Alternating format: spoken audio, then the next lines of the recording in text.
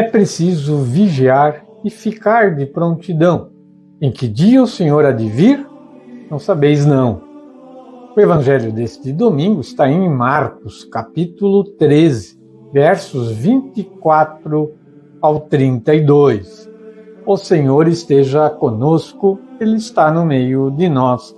Proclamação do Santo Evangelho de Nosso Senhor Jesus Cristo, narrado por São Marcos. Glória a vós, Senhor.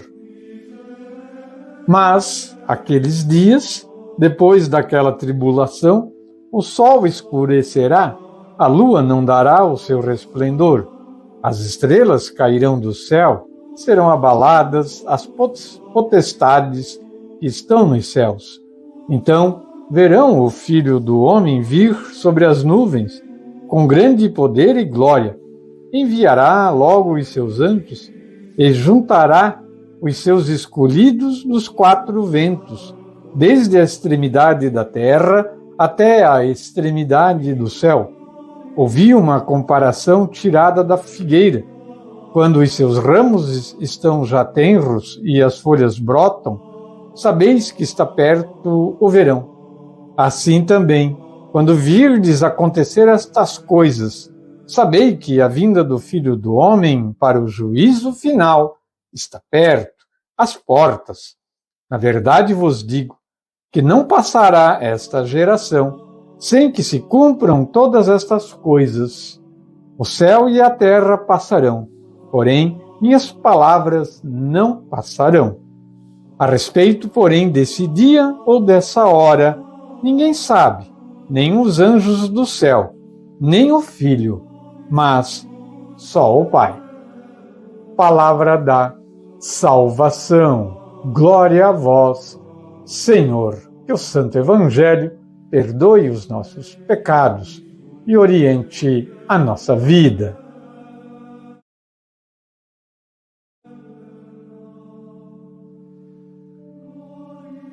Iniciando a reflexão deste Evangelho de hoje, de São Marcos, capítulo 13 de Marcos, versículos 24 até o 32, eu vou trazer já uma explicação do versículo 32, o versículo 32, onde é o final do texto, e Jesus diz assim: a respeito, porém, desse dia ou dessa hora, ninguém sabe, nem os anjos do céu, nem o Filho, mas só o Pai. Vamos ver o que diz essa explicação aqui do rodapé da Sagrada Escritura. Jesus conhecia perfeitamente aquele dia, seja como Deus, seja também como homem, por causa da união íntima entre a natureza divina e a humana, na única pessoa do Verbo. Aqui, porém, fala como enviado de Deus, e não tendo a missão de revelar aquele dia. Diz que o ignora. Um embaixador pode dizer que não conhece aquilo que está fora do mandato, mesmo que o saiba, E é verdade, Claro que Cristo, como Deus, uma das pessoas da Santíssima Trindade, ele sabe sim o dia que ele vai retornar e nos julgar. Agora vamos ouvir a reflexão do dia a dia, o Evangelho, da liturgia diária, editora Paulus, subsídio católico, que nós somos assinantes e podemos usar então aqui no programa. Com linguagem própria para indicar o fim dos tempos, Jesus nos fala da sua vinda gloriosa. Não são palavras para incutir medo nos cristãos, mas garantia de que Deus tem o domínio da história da humanidade. Houve épocas na história humana em que tudo parecia desgovernado, um caos incontrolável. Essa suspeita se desfaz ao sabermos que todos verão o Filho do Homem vindo entre nuvens com poder e grande glória.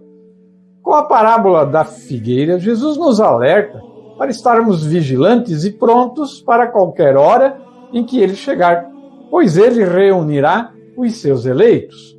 Portanto, ninguém perca tempo com especulações sobre como e quando será o final dos tempos. Essa informação está reservada somente ao Pai, Atitude prudente e sábia é viver em contínua conversão e ser fiéis discípulos de Jesus. Vamos fazer um adendo aqui nesse texto, né? É um texto, né, escrito por alguém aí da editora Paulus, né?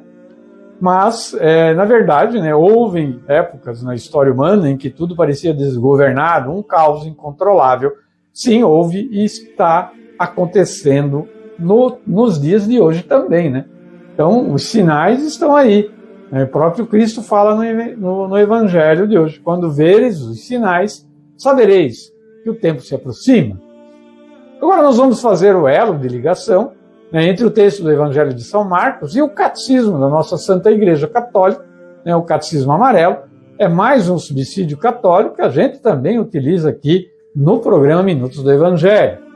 Vamos começar falando então sobre Jesus sabe o dia da sua volta. Jesus sabe, é o que dizia ali o rodapé da Escritura, né, que eu acabei de ler, né, a explicação lá do versículo 32. E vamos ver o que o catecismo nos traz a esse respeito. Parágrafo 471. Apolinário de Laodiceia afirmava que em Cristo, o Verbo, tinha ocupado o lugar da alma ou do espírito. Contra este erro, que é um erro, né, a Igreja confessou que o Filho Eterno assumiu também uma alma racional humana quando veio ao mundo. 472. Esta alma humana que o Filho de Deus assumiu é dotada de um verdadeiro conhecimento humano. Como tal, este não podia ser por si mesmo ilimitado. Exercia-se nas condições históricas da sua existência, no espaço e no tempo. Foi por isso que o Filho de Deus, fazendo-se homem, pôde aceitar crescer em sabedoria, estatura e graça. E também teve de se informar sobre o que, na condição humana, devia aprender-se de modo experimental. Isso correspondia à realidade do seu abatimento voluntário na condição de servo.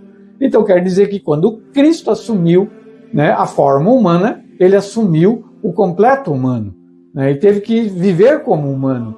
E não que ele deixou a divindade de lado, né, mas ele veio para ser humano, né, e nos mostrar o que um ser humano consegue fazer quando está repleto, né, da divindade do Senhor, de Deus, né?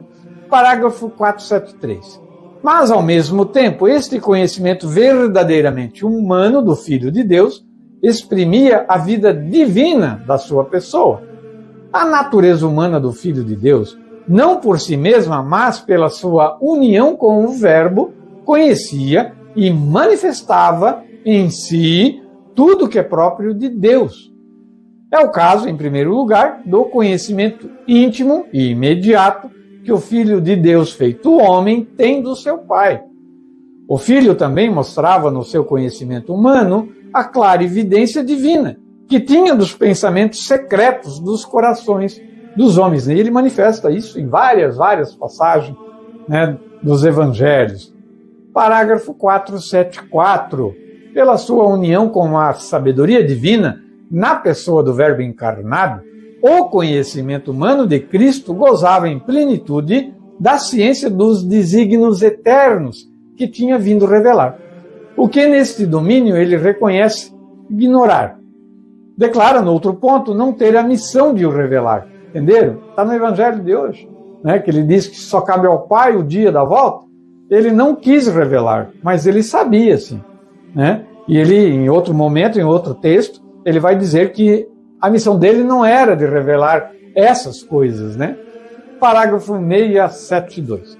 Cristo afirmou antes da sua ascensão que ainda não era a hora do estabelecimento glorioso do reino messiânico esperado por Israel, o qual devia trazer a todos os homens, segundo os profetas, a ordem definitiva da justiça, do amor e da paz. O tempo presente é, segundo o Senhor, o tempo do Espírito e do testemunho, mas é também um tempo ainda marcado pela desolação e pela provação do mal, que não poupa a igreja e inaugura os combates dos últimos dias. É um tempo de espera e de vigília. Fala também no Evangelho de hoje. Parágrafo 673. A partir da ascensão, A vinda de Cristo na glória, ela está iminente, ela pode ser a qualquer momento, mesmo que não nos pertença saber os tempos ou os momentos que o Pai determinou com a sua autoridade.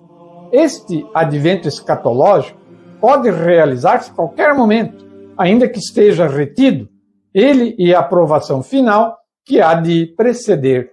Então, todas as coisas irão acontecer no tempo de Deus, porque o tempo de Deus não é igual ao nosso.